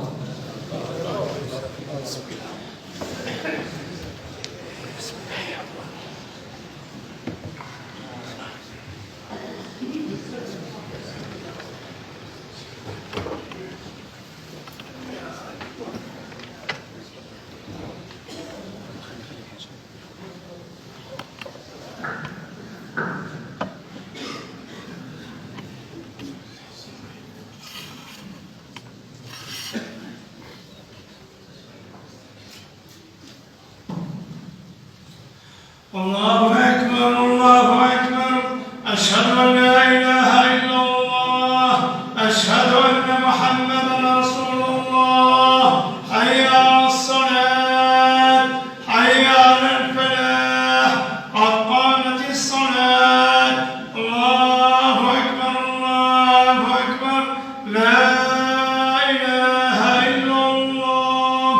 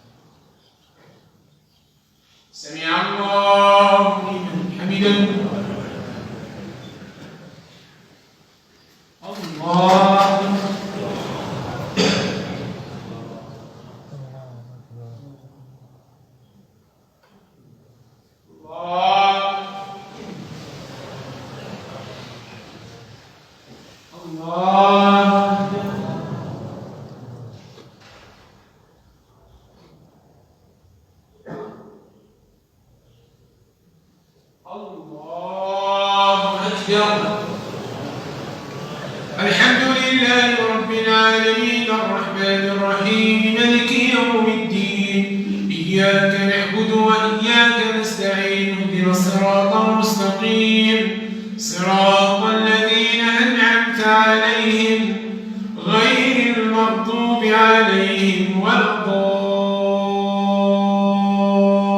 الضالين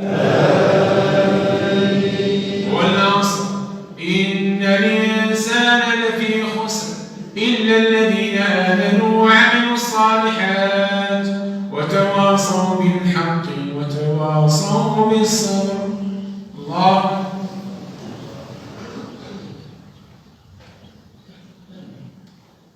سمع الله لمن حمده. الله أكبر.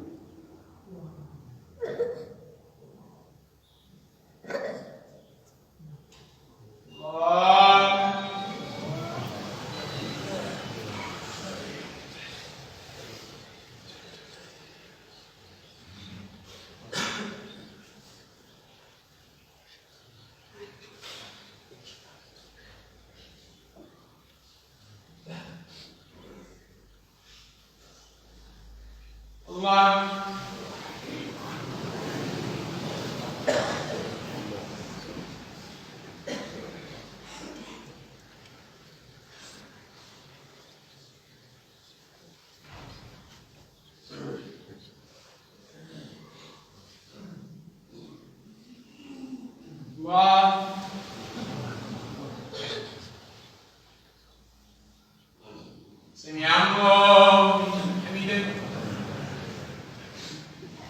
الله أكبر.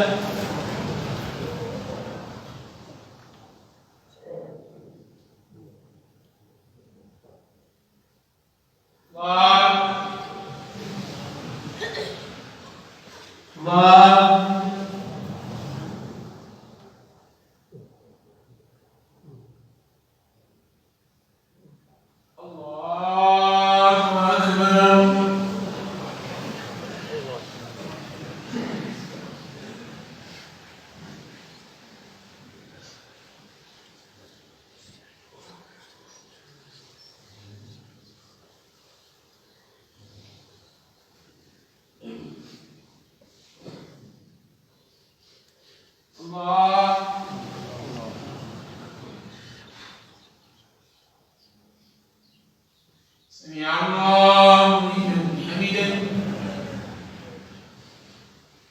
الله أكبر.